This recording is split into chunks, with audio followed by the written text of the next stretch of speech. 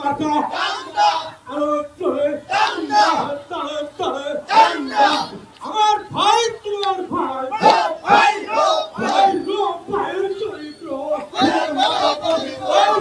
ভাইয়ের চরিত্র মার্কাটা কি আরো চলে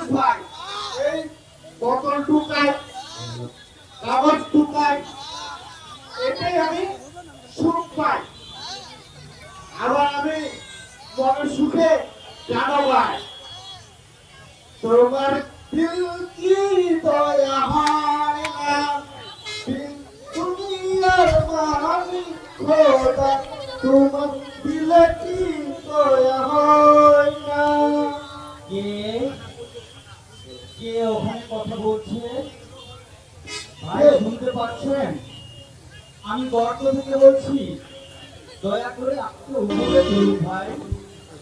কে কে ওখানে? আমি রহিম গর্ত থেকে বলছি। আপনি কখন থেকে করতে আছেন ভাই? গত রাত থেকে আমি গর্তে পড়ে গেছি ভাই। আপনার কি মা বাবা স্ত্রী কেউ নেই? না ভাই, আমার কেউ নেই, আমাকে দয়া করে চলুন ভাই। আপনি কি নেশা করছেন নাকি? কেবল মদ গাঁজা এসব আপনি খান? আর আপনি কি করেন? না ভাই, আমি ওসব খাই না। আমি রডপুরের একজন মিস্ত্রি। আমি রাতে কাজ শেষে বাড়ি আসার সময় ভুলক্রমে আমি গর্তে পড়ে গেছি ভাই, দয়া করে আমাকে তুলুন। আচ্ছা ভাই, দেখছি তোমার জন্য কি করা যায়। ভাই কেউ আছে? একটা মানুষ গর্তে পড়ে গেছে, লোকটাকে তুলতে হবে, লোকটাকে বাঁচাতে হবে। কেউ আছে? ভাই ভাই, আমি তো পাচ্ছি না, কেউ নেই। আমি বন্ধুরা পাচ্ছি, আমি একটি ইতিহাসের কাজ করি।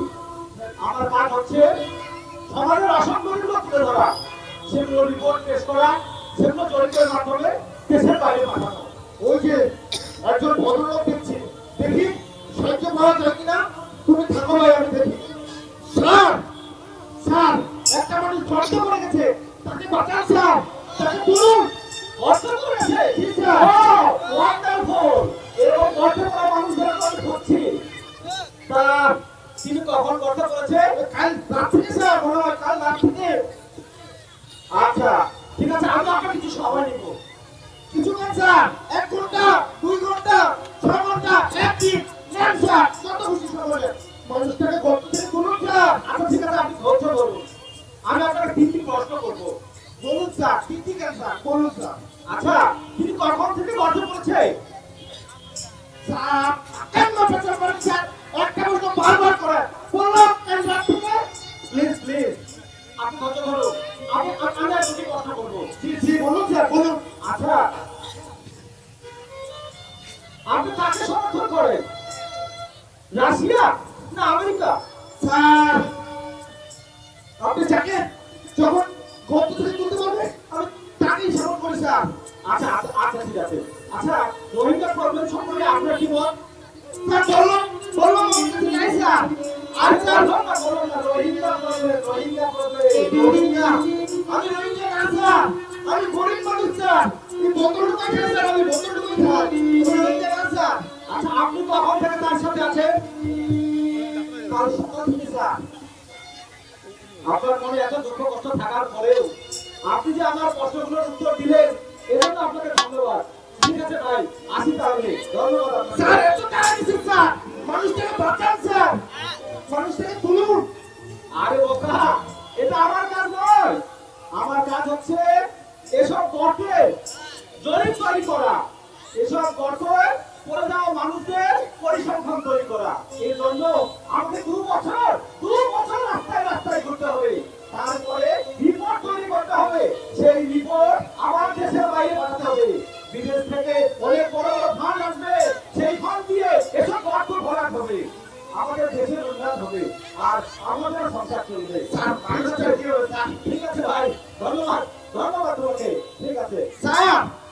স্যার চলে যাচ্ছেন স্যার, মানুষটাকে তোলার মতো মানুষ নাই, আর খামাখা তখন থেকে পেছন করলো। ও ভাই ভাই, কেউ তো নেই ভাই,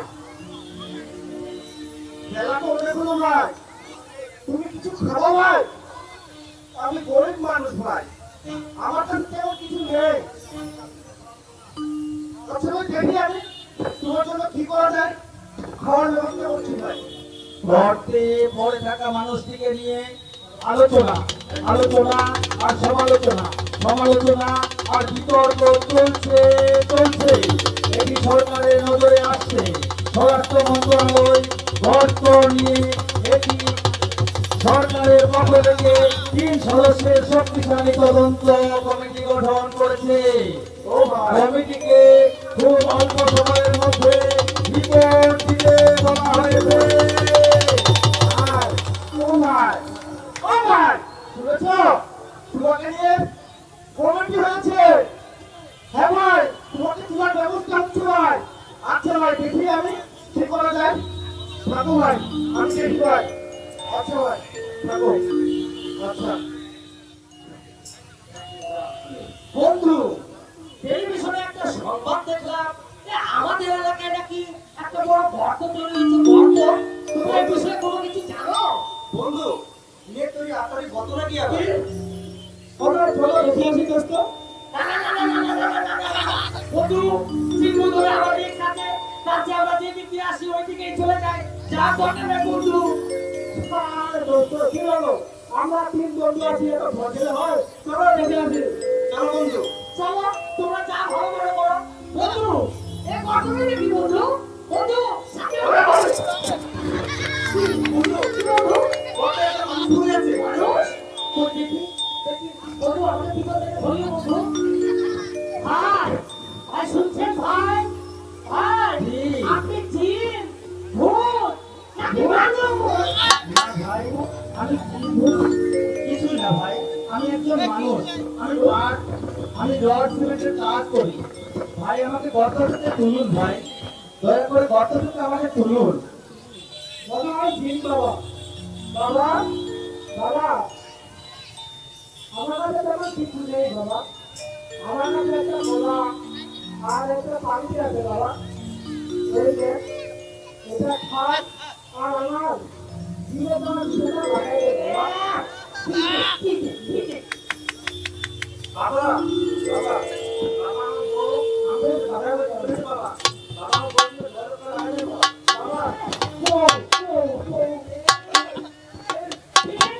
আরে, ও, বাবা নিজেই গর্তে পড়ে আছে। বাবা গর্ত থেকে উঠতে পারছে না। আর বাবা দিবে তোমার বিদেশের ভিসা, আর তোমার দিবে তো বাবা। বাবা, আপনি যদি সত্যিকারে বাবা হন বাবা, বাবা, এরও বাদ, ওরও বাদ। আমি আমার 2 কোটি টাকা লড়তে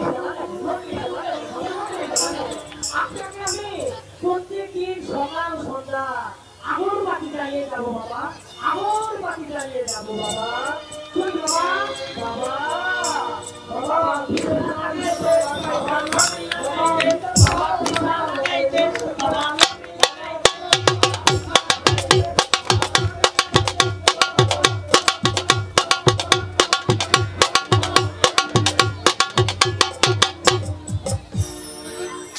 সুখবর, সুখবর।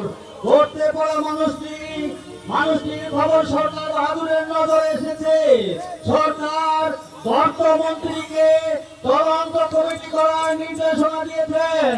তাই যতক্ষণ তদন্ত রিপোর্ট না পাওয়া যাচ্ছে ততক্ষণ গর্তটি যেভাবে আছে সেভাবে রাখার নির্দেশ দেওয়া হলো। হ্যালো, হ্যালো, ভাই, ভাই শুনেছো ভাই? তোমাকে নিয়ে সরকার কমিটি গঠন করেছে। তোমাকে তোমরা জানলে ভাই। হ্যাঁ ভাই, কিছুদিন থাকো ভাই। আর আমি দেখি কি করতে পারি তোমার জন্য। তাই নাও, তোমার জন্য পালকি নিয়ে আসছে। খাও ভাই, আমি গরিব মানুষ। এই 18 বছর ঠান্ডা আছে। নাও, তাও দিলা, খাও। আচ্ছা ভাই, দেখি কি করা যায়।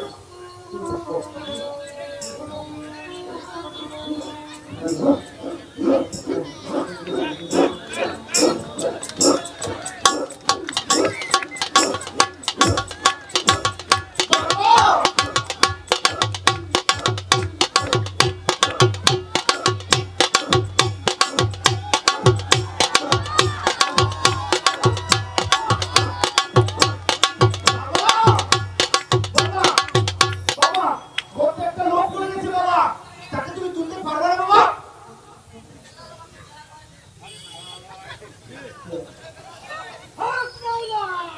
বাবা, এই মূর্খ! নালায়ে! নাফরমান! বেয়াদবি! বাবা, আরে এই পুরো সংস্কারটাকে একটা বিশাল গর্ত। কেউ আমরা বড় গর্তে আছি, কেউ আমরা আছি ছোট গর্তে। আরে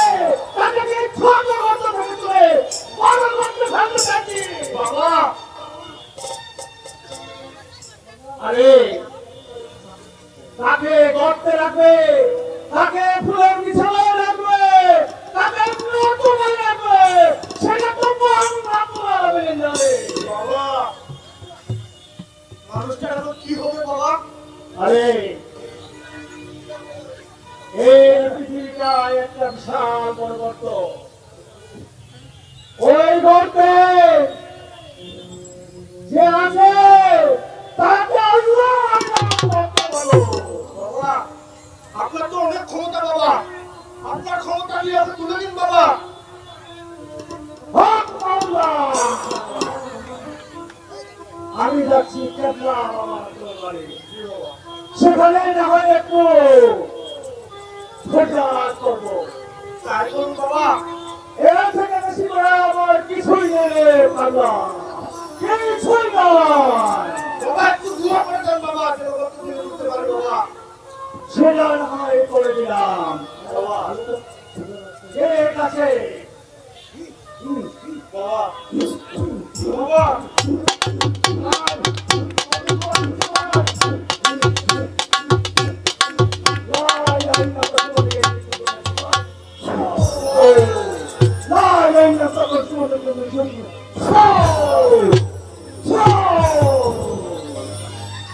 বাবা এটা আমাদের লাভ কি বাবা? আরে পাগলা, সব কিছুই তো উপরওয়ালা দেখছেন, সব কিছুই উপরওয়ালার কাছে। আমাদের কাছে কিছুই নেই পাগলা, কিছুই নাই। বাবা বাবা মানুষের কি হবে বাবা? अरे हम लोग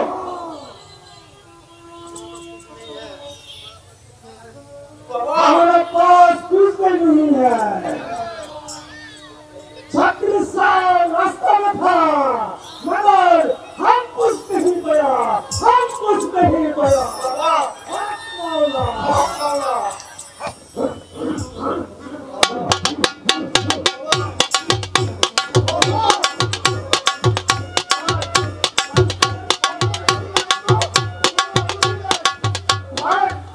আমি দেখি ভাই কি হচ্ছে বাবা? আমি দেখি ভাই গর্তের কারণে এলাকাটির নামকরণ করা হয়েছে গর্ত স্তর। সেখানে আজ সরকারি দল ও বিরোধী দল বক্তব্য রাখবে। এই মার্কা আছে, এই তুলসী মার্কা।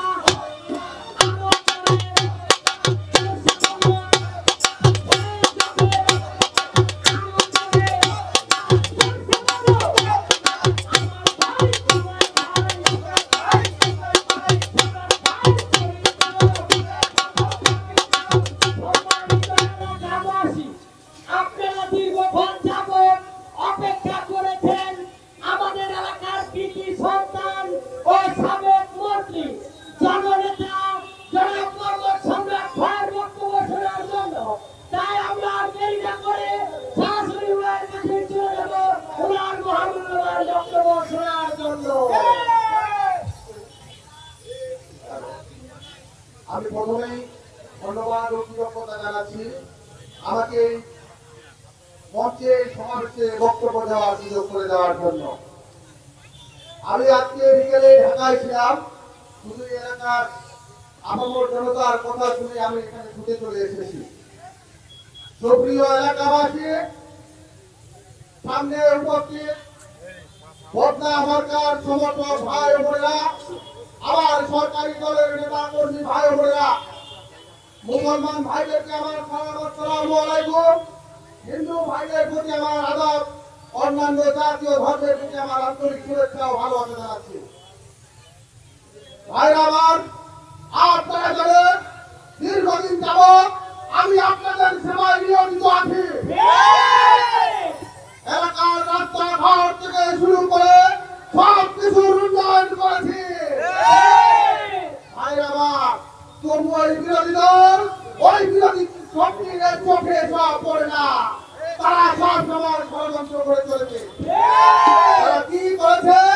এই রাস্তার ধারে বড় বড় গর্ত করে মানুষকে আতঙ্কে রেখেছে। আমি অনুরোধ জানাবো, আপনারা আমার ভোট আমার গায়ে ভোট দিয়ে সেই তোমার ষড়যন্ত্রের জবাব দেবেন। ভাই তোমার ভাই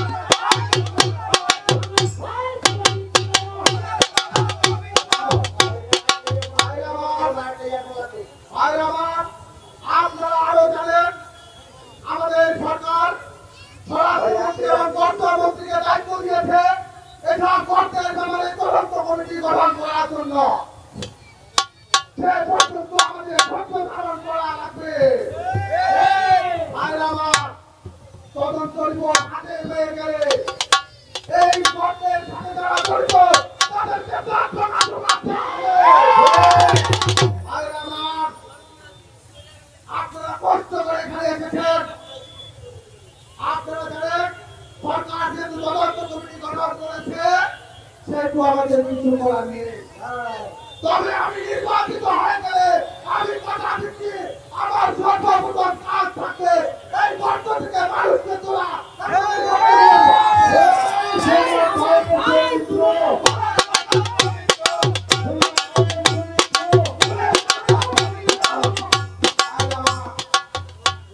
আমি আর কথা বলতে চাই না, বেশি কষ্ট দিতে চাই না আপনাদেরকে।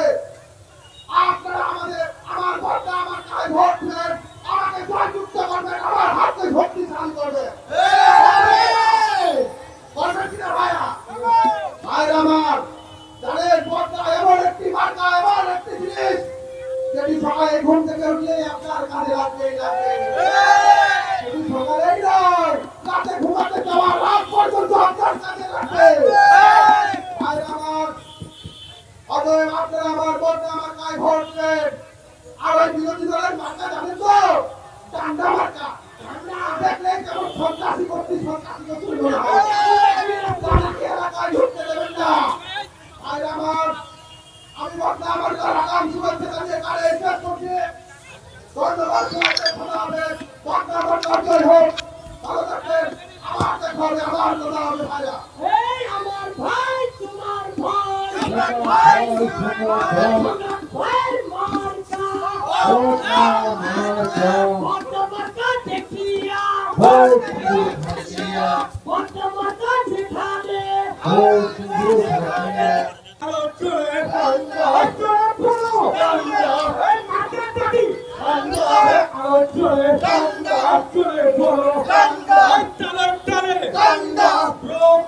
চরিত্র পবিত্র, চরিত্র ফুলের মতো পবিত্র, চরিত্র ফুলের মতো পবিত্র।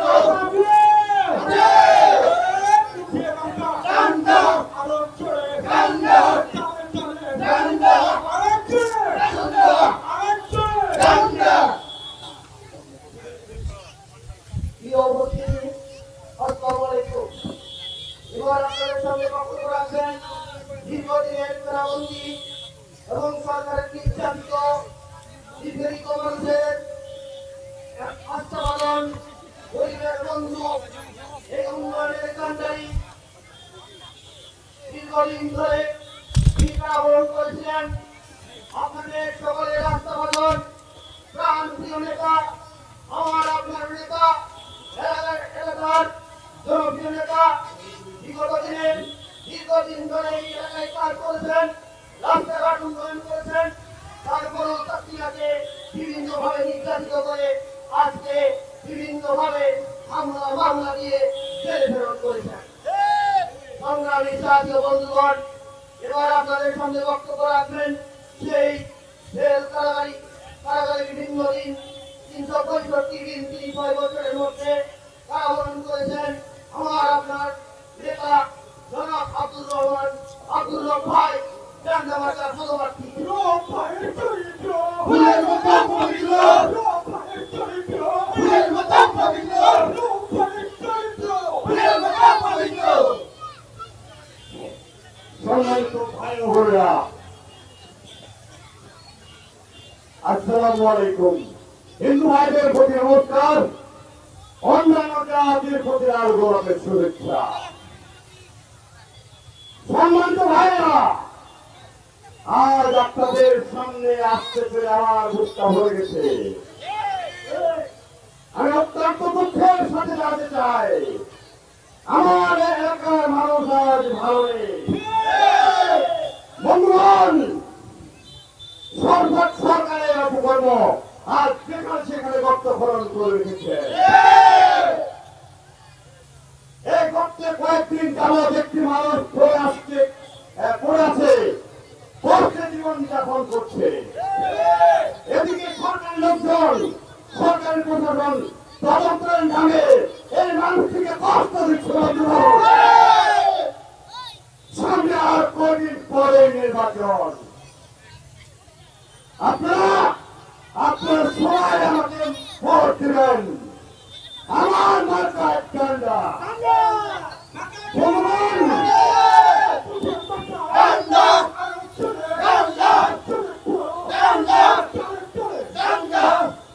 ভগবান আমি নির্বাচিত হয়ে প্রথমে এই ভক্তে পড়ে থাকা মানুষটিকে উদ্ধার করে আপনাদের মাঝে তুলে দেব ইনশাআল্লাহ। সম্মানীয় বন্ধুগণ, আর যেখানে সেখানে অফিসে আদালতে সরকারি লোকরা সরকারের লোকেরা বলে দুর্নীতিতে লুটপাট জনগণের সম্পদ লুটে পড়ে থাকছে। বন্ধু আমার, সামনে নির্বাচনে ডান্ডামার্কায় ভোট দিয়ে নির্বাচিত হলে প্রথমে আমার কাজ হবে দুর্নীতিবাজকে ধরে আওয়ামী আইনের আওতায় এনে সবাইকে ডান্ডা মেরে ঠান্ডা করে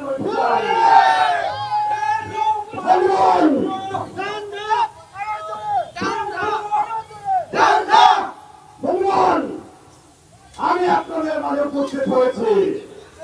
আমি আপনার ডান্ডামার্কার প্রার্থী হিসেবে সবাই আপনার ভোট দিবেন। ভোট দিয়ে আমার দলকে জয়যুক্ত করবেন। জয়যুক্ত করে আমি ইনশাআল্লাহ এই লুটেরা বাহিনীকে, এই সরকারি অত্যাচারীকে আমরা এই ডান্ডামার্কায় ভোট দিয়ে আমরা ওদের কাছ থেকে মুক্ত হবো ইনশাআল্লাহ।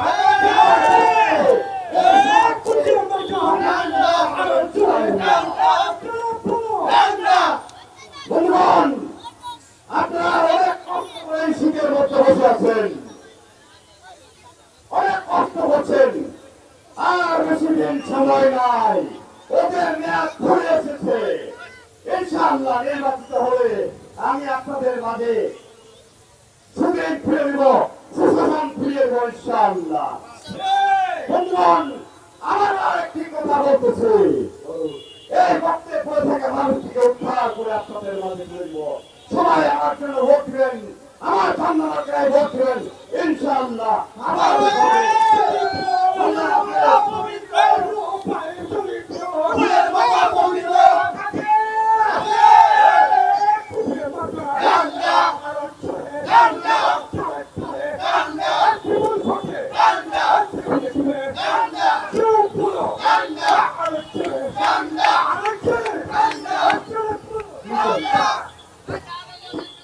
মানুষটা আজ থেকে 3 দিন হলো গর্তে আছে।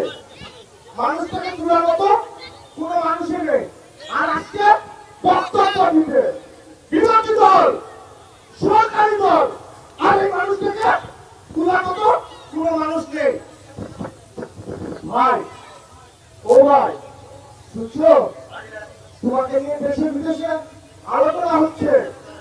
তোমাকে আর গর্ত থেকে তোলা যাবে না। সমাধান হলে তারপর আমি দেখি ভাই তোমার জন্য কি করতে পারি। হ্যালো,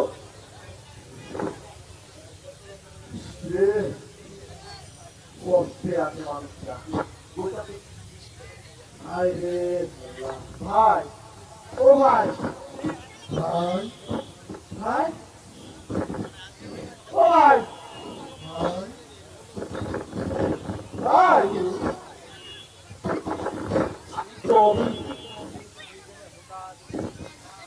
আমার শৈশব, কৈশোর, যৌবন সব কবিতার পিছনে গেল। সে 30 বছর ধরে আমি যেন তার স্মৃতিটুকু ভুলতে পারছি না। তার নাচ, তার স্মৃতি সবটি যেন আমার কাছে জল করছে। আর এর পাশাপাশি অন্তরেও কি যেন একটা জ্বলছে। আহ, কি সুন্দর দুটি চোখ,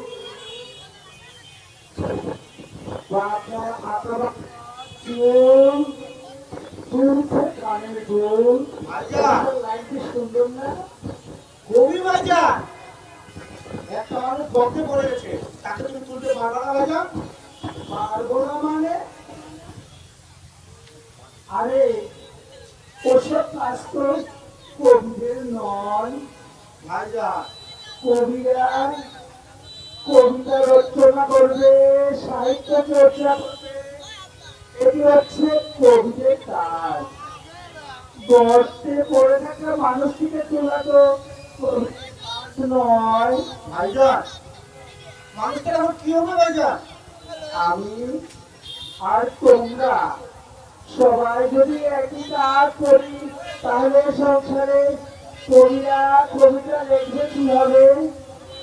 সব সময় আমি আমার কবিতা নিয়েই ব্যস্ত থাকতে চাই। ভাই তাতে ওই মানুষটার কি উপকার হবে?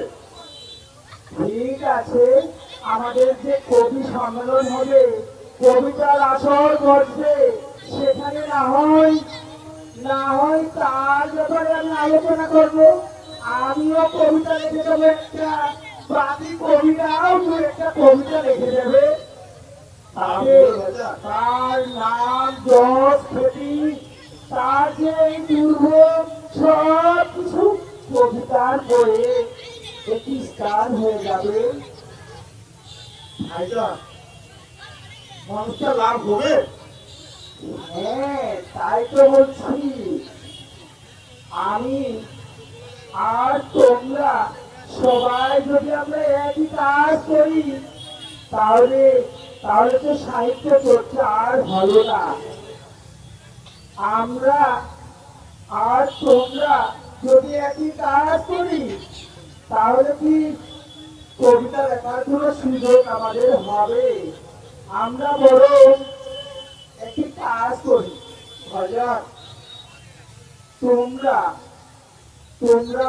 এই সমাজ, এই সংসারের মায়া দড়িতে বাঁধা। আমরা তো আর এসব মায়া দড়িতে বাঁধা নয়। এই থামেন থামেন তো, কি বলবেন? দড়ি, দড়ি জি দড়ি। দড়ি তখন থেকে মনে হয়েছিল দড়ি। আপনাকে আরেকটু কাজ করতে পারি। জি ভাইজান। হ্যাঁ, আমি আমার যে একটি কবিতার বই ইতিমধ্যে প্রকাশ হয়েছে না, নাম দেওয়া হয়েছে অন্ধকারের প্রভাত। নামটা সুন্দর না? হ্যাঁ সুন্দর।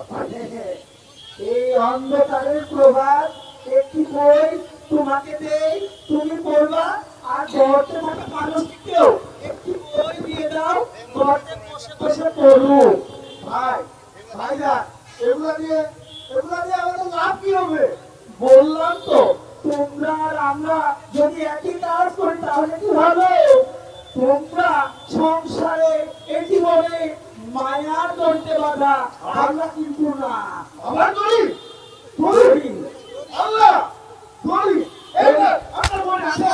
দড়ি ভাইজান একটা বুদ্ধি আমি পাইছি ভাইজান, আমি একটা দড়ি নিয়ে আসি ভাইজান, তুমি থাকো ভাইজান।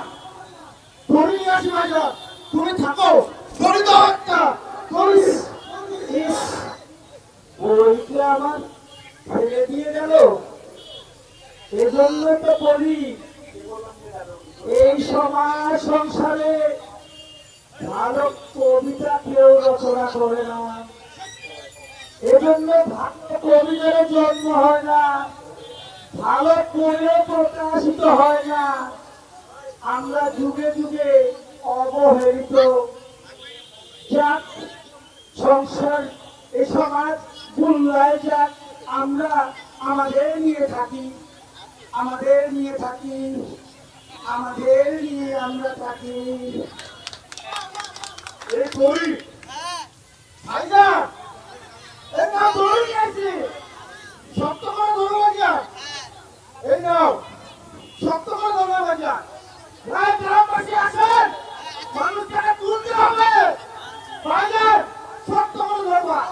ধরে ভাইজান, আসেন গ্রামবাসী, মানুষটাকে তুলতে হবে। আসেন, এই নাও, এই নাও, এই নাও, এই নাও।